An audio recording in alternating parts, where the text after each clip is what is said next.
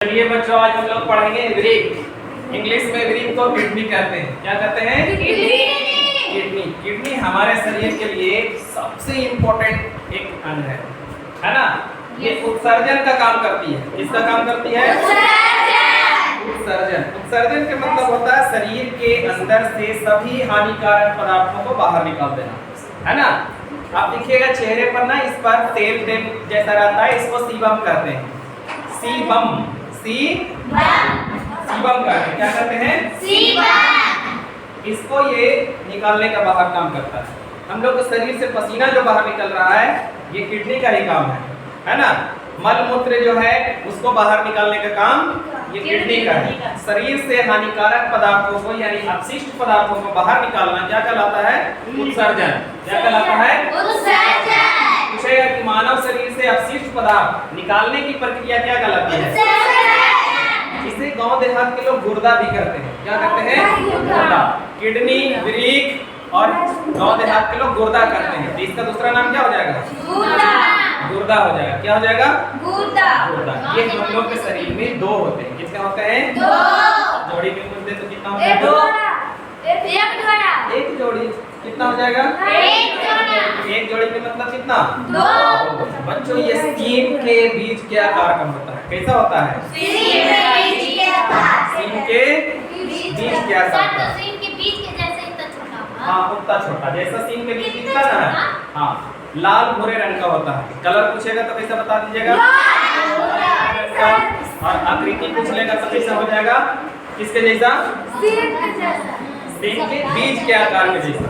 सीम के बीज के आकार के जैसा। इसकी संख्या कितनी होगी हमारे शरीर में? दो होती है। रंग कैसा हो जाएगा? लाल भूरा रंग का हो जाएगा। दूसरा नाम इसका क्या है? गुर्दा। आकृति किसके जैसा हो जाएगा? सीम के बीज के जैसा। सीम के बीज के जैसा होता है इसकी आकृति। रंग पूछेगा तो रंग लाल भूरे रंग का होता है ना? आकृति सेम के बीच के आकार के जैसा। हमारे मनुष्य शरीर में कितना संख्या होती है इसकी? दो होती है। जोड़ा पूछेगा तो आप दो। दिलचस्प बात यह है कि हम लोग के दोनों अगर किडनी सही साथ काम कर रही होती है तो ऐसी स्थिति में उन लोगों को मधुमेह नहीं होता है। मधुमेह मतलब इस हार्मोन की कमी से होता है। उन्हें एक इसका जानने पहचानने का तरीका है कि अगर किसी को वृक्क फेल हो गया है, किडनी खराब हो गया है। किडनी जब किसी का खराब हो जाता है ना, तो अचानक नहीं पता चलता है ना? उसका धीरे धीरे पता चलता है। अब धीरे धीरे पता चलेगा क्या क्या उसमें जो है से इसका सिम्टम देखने के लिए मिलेगा। सिम्टम मतलब लक्षण। हो सकता है उनके पैरों में और चेहरे में सूजन आ जाए। पैर में और चेहरे में सूजन आ जाए, है ना? उनको हार्ट से संबंधित, हृदय से संबंधित रोग हो सकता है। सांस लेने में दिक्कत होने लगती है ना? मधुमेह रोग उन लोगों को हो जाता है। बीपी जो है से हाई हो जाती है। ऐसे मानव, एक स्वस्थ मानव के शरीर में, एक मनुष्य का जो स्वस्थ शरीर है उसका रक्तचाप कितना होता है?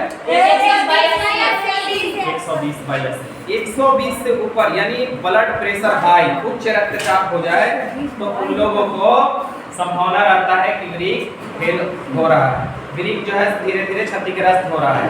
तो बहुत सारे इसके लक्षण हैं। सांस लेने में दिक्कत हो सकती है, हृदय से संबंधित रोग हो सकता है ना? मधुमेह रोग हो सकता है। और कहाँ कहाँ सूजन हो सकती है?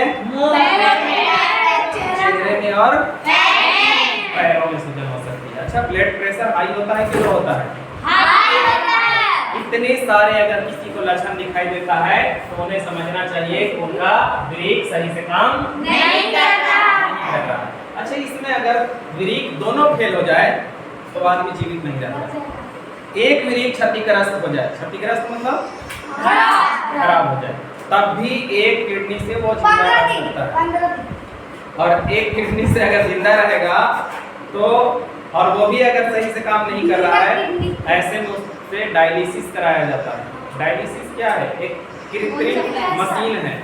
कृत्रिम मशीन है। कृत्रिम मतलब मानव के द्वारा बनाया हुआ उस मशीन से उस मानव शरीर के अंदर से जितने भी अपशिष्ट पदार्थ हैं, अपशिष्ट मतलब क्या, खराब पदार्थ, उसको बाहर निकाला जाता है। बाहर निकालने की क्रिया क्या कहलाती है, उत्सर्जन कहलाती है। क्या कहलाती है, उत्सर्जन कहलाती है। तो यहाँ से होता क्या है कि अगर मान लीजिए किन्हीं को शरीर से जितने भी अपशिष्ट पदार्थ हैं, खराब पदार्थ है, वो बाहर नहीं निकल रहे हैं, तो ऐसे में उनको मान लिया जाता है कि उनका किडनी सही से काम नहीं कर रहा है। उन लोग को डायलिसिस कराया जाता है। किस मशीन से करवाया जाता है, उस मशीन का नाम है हीमोडायलिसिस, है ना। और शरीर से बाहर जो निकाला जाता है उसी को डायलिसिस कहते हैं। क्या कहते हैं, डायलिसिस। कहीं पर हम लिखे होंगे, नहीं लिखे, कौन सा मशीन से किया जाता है, चलिए यहाँ पर है लिखा हुआ कि वृक्क अगर एक क्षतिग्रस्त हो जाए तो उसको ठीक से काम करने के लिए काम किया जाएगा, डायलिसिस। क्या किया जाएगा, डायलिसिस करवाया जाएगा। किडनी कितना होता है एक मानव शरीर में, 2। जोड़ी में पूछे तो रंग कैसा होगा, लाल। आकृति किससे जैसा होगा, बीज के आकार का। इसी जो किडनी है, जो वृक्क है, हम लोग के शरीर के अंदर से जितने भी खनिज लवण है या ग्लूकोज है या जल है, इसको छानने का काम करता है ना। खनिज लवण, जल, ग्लूकोज, इन सब को छानने का काम कौन करता है, किडनी। रक्त को भी छानने का काम कौन करता है, शरीर के अंदर जितने भी पदार्थ है हानिकारक है, तो हानिकारक पदार्थों को भी छानने का काम कौन करता है, किडनी काम करता है। कौन काम करता है, किडनी। शरीर में बहुत सारे ऐसे, हम लोग जब खाना खाते हैं तो अपशिष्ट पदार्थ बन जाते हैं, हानिकारक पदार्थ बन जाते हैं, उसको छान करके अलग रख लेता है और फिर शरीर से उसको झटपट निकाल देता है। इस प्रक्रिया को क्या कहते हैं, उत्सर्जन कहते हैं। तो आपसे पूछेगा कि बताइए कि इसका कार्य क्या है, तो हम लोग क्या बोलेंगे, जल तथा खनिज लवण को छानना, जल तथा खनिज लवण को छानना। और किसको छानना, रक्त को, और रक्त को भी छानना, और अपशिष्ट पदार्थ को भी छान के अलग कर देता है ना। इतने सारे काम किसका है, किडनी का। ये किडनी का है। अगर मान लीजिए किसी आदमी का डायलिसिस नहीं हुआ और उसका वृक्क क्षतिग्रस्त हो गया, एक किडनी खराब हो गया और एक किडनी पर चल रहा है, क्या वो ज्यादा दिन तक जीवित रहेगा, नहीं, ज्यादा दिन तक जीवित नहीं रहेगा, बिना किडनी के नहीं रहेगा। तो अच्छा मान लीजिए कि बिना किडनी, उसके पास किडनी नहीं है ना, किडनी काम नहीं कर रहा है, एक किडनी से चल रहा है, तब कौन सी प्रक्रिया अपनाना पड़ेगा, डायलिसिस करवाना पड़ेगा, है ना। अच्छा, मूत्र को भी छानने का काम कौन करता है, किडनी। देखिए मूत्र में होता क्या है कि एक कैल्शियम ऑक्जेलेट रसायन है जो बहुत ज्यादा मात्रा में बनने लगता है। ऐसे में अगर ज्यादा बन गया ना तो उनको हो जाता है पथरी। क्या हो जाता है, कुछ बच्चे कहते हैं कि पथरी क्या होता है, क्या एक पत्थर है, तो नहीं, वो पत्थर नहीं है, लेकिन पत्थर के जैसा ही हो जाता है। अब वो कैसे होता है, अगर मान लीजिए कि आपने कोई खाना खाया है ना, आप दाल भात सब्जी खा ली और पानी बहुत कम पी, है ना। हम लोग को कहा जाता है कि कम से कम 8 से 12 गिलास कम से कम पानी पीनी चाहिए। अपने बॉडी को संतुलित रखने के लिए हमें उचित मात्रा में जल लेना चाहिए, और जो उचित मात्रा में जल नहीं लेते हैं तो जानते हैं उनके साथ क्या होता है। हम लोग के शरीर में जब हम लोग खाना खाएं तो खाना खाने के बाद अगर पानी नहीं मिलेगा तो भोजन एक जगह पर जा करके चिपकना शुरू करेगा, जमना शुरू करेगा, और जो चिपक जाएगा, जम जाएगा, तो निश्चित है कि धीरे धीरे कठोर होगा। कठोर होते होते होते होते होते इतना कठोर हो जाता है, लगता है कि वो किसके जैसा हो गया है, पत्थर के जैसा। तो जो आप खाना खाए हैं वही पत्थर के जैसा हो जाता है, ना कि कोई अलग से पत्थर होता है ना। जो हम खाना खाए हैं वही जा करके शरीर के अंदर जमने लगता है, चिपकने लगता है, और वो थोड़ा कड़ा होने लगता है, ठोस बनने लगता है। उसी ठोस पदार्थ को हम लोग सोडियम कैल्शियम ऑक्जेलेट कहते हैं। क्या कहते हैं, calcium oxalate, calcium oxalate. Calcium oxalate के कारण पथरी बनती है। किसके कारण बनती है, कैल्शियम मानव शरीर में पथरी किसके कारण बनती है? ऑक्सैलेट के कारण। पथरी आपको समझ नहीं आएगी, जो भी खाना पीना खाते हैं है ना, वो अगर नहीं जो है से वो पचेगा नहीं, जो है से वो चिपकेगा तो चिपकने लगेगा तो पथरी बनेगा, नहीं चिपकेगा तो आप पथरी से बच सकते हैं। तो हम लोग को उचित मात्रा में पानी पीना चाहिए। अच्छा, कुछ लोग ना जिन लोगों को पथरी हो जाती है उन्हें ऑपरेशन करवाना पड़ता है। कुछ डॉक्टर लोग कहते हैं कि नहीं ऑपरेशन नहीं किया जाए, उन्हें दवाई से ठीक किया जाता है। जानते हैं कैसे? उन लोगों को क्या किया जाता है, कुछ सलाह दिया जाता है कि आप खूब पानी पीजिए, जितना हो सके रसदार सामान खाइए, और जिसमें बीज वाला सामान है वो मत खाइए। जैसे खीरा, खीरा को हम जब खाते हैं तो बीज अंदर चल जाती है, टमाटर जब खाते हैं तो बीज अंदर चल जाती है, भिंडी खाते हैं बीज अंदर चल जाती है, कद्दू खाते हैं बीज अंदर चल जाती है। ऐसे जो सामान है जो आप खाते हैं, आप बीज आपके शरीर के अंदर चल जाती है, तो हम लोग उसको तो पचा लेते हैं, लेकिन अगर बीज नहीं पच पाएगा तो वो थोड़ा सा कठोर होता है ना, सब्जी से थोड़ा सा हार्ड होता है। ऐसे में वो चिपकना शुरू करेगा तो वो पथरी को और नहीं गलने देगा, है कि नहीं? और जो उचित मात्रा में पानी पी लेते हैं उनकी पथरी नहीं होता है। अभी छोटा मोटा अगर बन भी किया होगा तो वो गल जाता है ना। तो यहाँ से हम लोग बात करेंगे, जो विरीक है मूत्र को भी छानने का काम करता है। मूत्र में होता है 96% जल। कितना प्रतिशत जल? 96%। और 2% कार्बनिक पदार्थ और 2% अकार्बनिक पदार्थ। 96% जो जल है ये मूत्र में कितना प्रतिशत जल? 96% जल। 2% इसमें कार्बनिक पदार्थ, कार्बनिक और 2% अकार्बनिक पदार्थ। देखिए जल जो है 96%, कार्बनिक पदार्थ कितना? 2%। अकार्बनिक कितना? 2%। तो टोटल कितना हो गया? 100%। इसमें जो 2% है ना अकार्बनिक पदार्थ, वो बहुत अपशिष्ट होता है। अपशिष्ट मतलब उसको शरीर से बाहर निकलना बहुत जरूरी होता है। अगर नहीं निकलता है तो ऐसी स्थिति में लोगों को तरह तरह के रोग होने शुरू हो जाते हैं। कभी कभी मूत्र का रंग हल्का पीला हो जाता है। जब ये हल्का पीला हो जाता है तो ऐसे में मानव शरीर के अंदर एक वर्णक, वर्णक मतलब रंग है ना, वर्णक मतलब रंग, जिसका नाम है यूरोक्रोम। क्या नाम है? यूरोक्रोम बनने लगता है। ये मूत्र के रंग को पीला करने लगता है। मानव जो मूत्र है इसका पीएच मान 4.8 से 8.4 तक होना चाहिए, है कि नहीं? इसके बीच में जिनका भी रहता है वो बिल्कुल स्वस्थ रहते हैं, और इससे डाउन होगा या फिर इससे एबव जाएगा तो ऐसे में वो रोगी हो सकते हैं, है ना।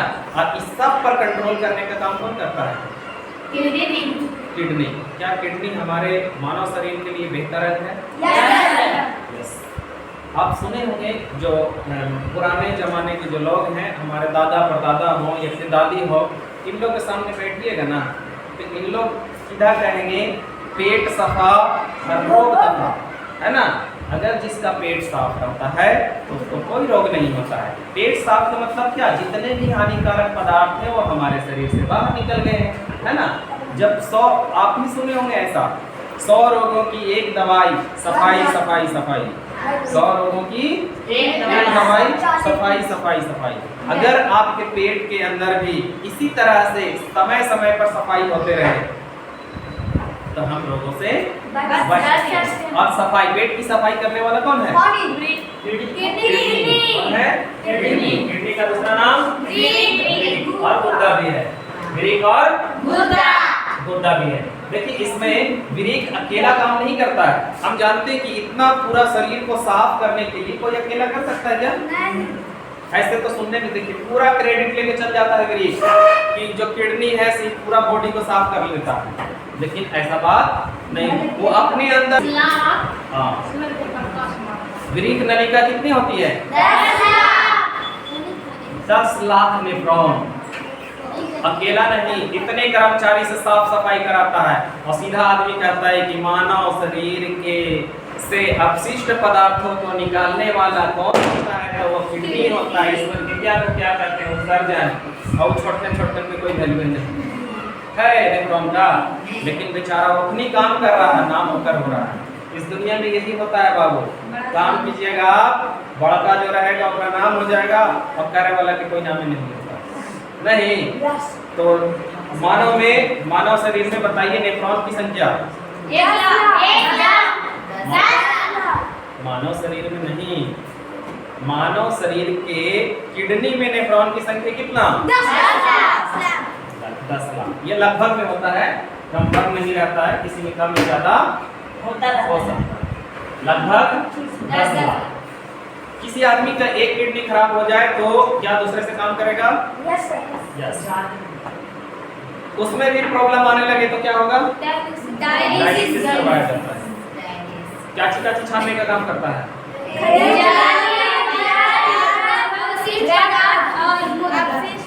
सभी शरीर के अंदर से अपशिष्ट पदार्थों को, हानिकारक पदार्थों को बाहर निकालने की प्रक्रिया क्या कहलाती है? कोई छूटा भी क्या? हाँ, ये कहाँ पाया जाता है? देखिए, पूछता है कि विरीक कहाँ पाया जाता है? तो विरीक हमारे जो रीढ़ की हड्डी है, स्पाइनल कॉर्ड जिसको कहते हैं, उसी के ठीक दोनों पंजड़ियों के बीच, इधर पंजड़ी है, बीच में रीढ़ की हड्डी है, उसके ठीक कमर में, है ना, रीढ़ की हड्डी जहाँ कमर है उसके ठीक दोनों पंजड़ियों के बीच में क्या पाया जाता है? किडनी।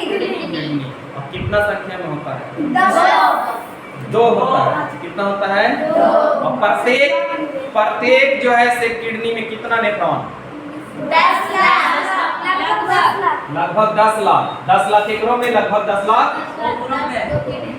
नाम कमाएगा कौन? और कुछ छोड़ रहा है क्या?